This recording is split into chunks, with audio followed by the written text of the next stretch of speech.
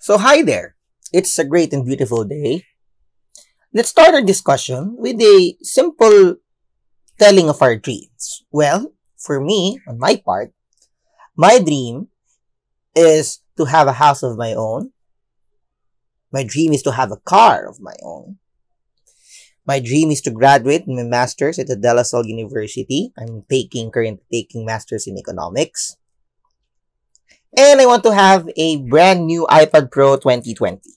And let's say the available money I have is this. Well, you might say that the money I have is, well, it's a lot in the picture, as you can see.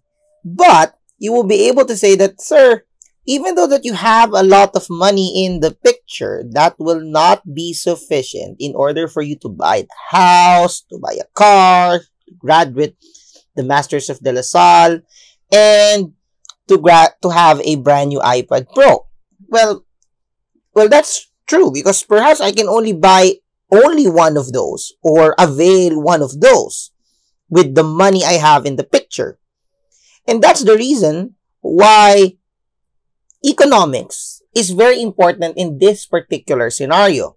So therefore, our topic for today is defining economics. And this topic will enable us to achieve that learning competency set by the DepEd, which is to differentiate economics as a social science and applied science in terms of nature and scope.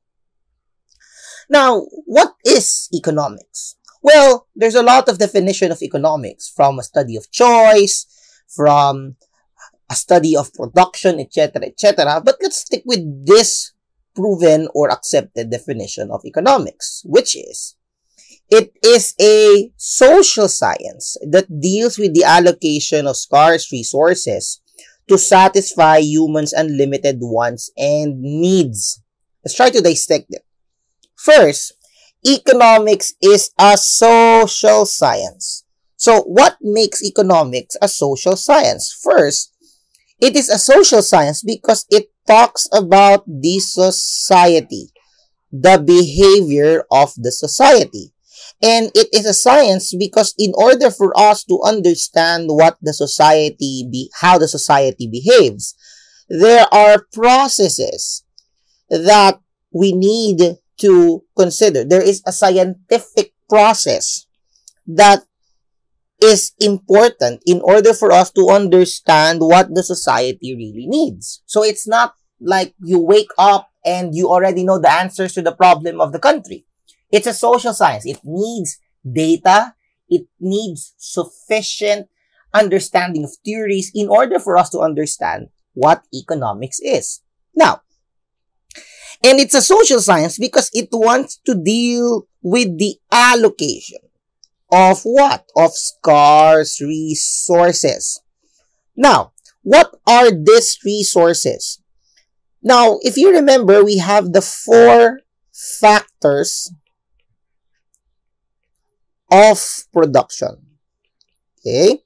And what are these 4 factors of production? Number 1, we have the land. So, land is all-encompassing. It considers about the water, the air, technically the land, because the land allows us to produce, for example, agricultural goods. Second, it's the labor, okay? And the labor, okay, you pay the labor through wage or salary, okay? The third one is capital, and this is somewhat different from other ideas that economics have. Yes, land and labor, yes, they do produce something. But on capital, these are like machineries. This is not in finance, capital is the money that you need to start for you to have a business. Yes, that's a capital. But for example, in my part, the screen that I'm using now is a capital because it allows me to produce the videos. So anything that allows you to produce something is considered to be a capital. And last is the entrepreneur. Okay? Entrepreneur.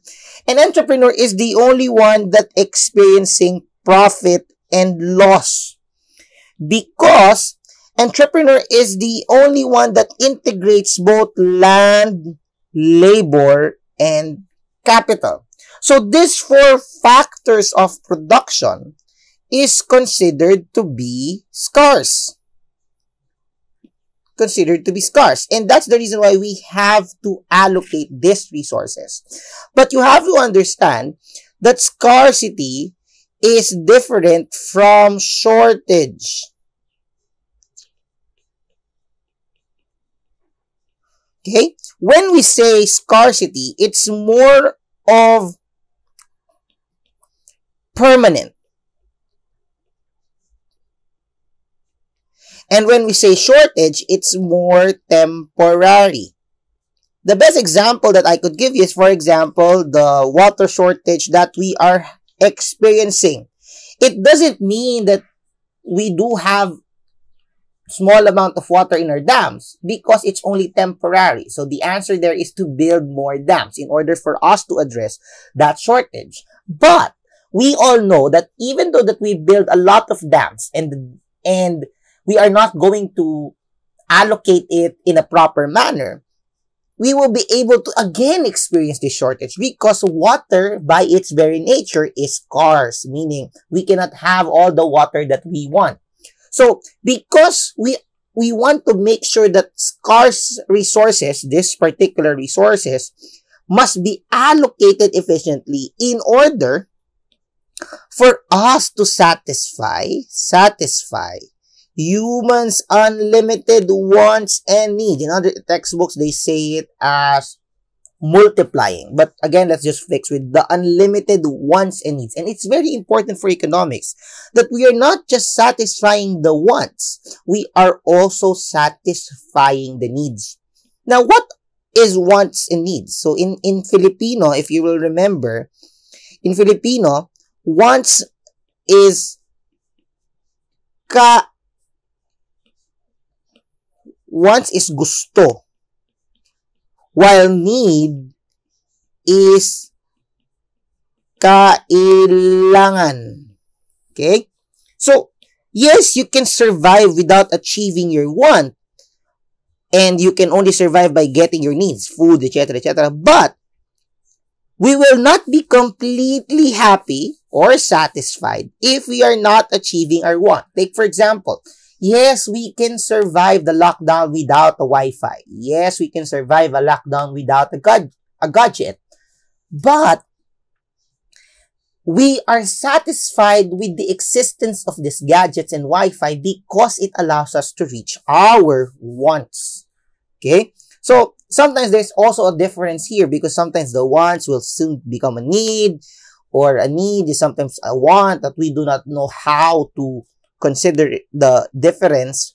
But then again, it's important for economics that we have to allocate these resources in order for us to have our wants and needs.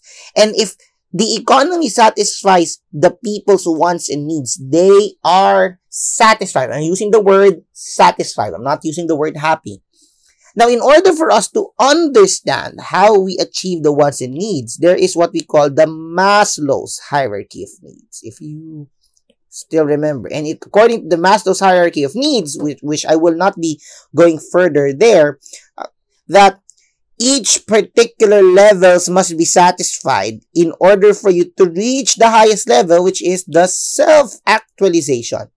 So in the economy, it's important for the government, or it's so important for that particular market to satisfy or to achieve all the wants and needs of a particular person according to the Maslow's hierarchy of needs.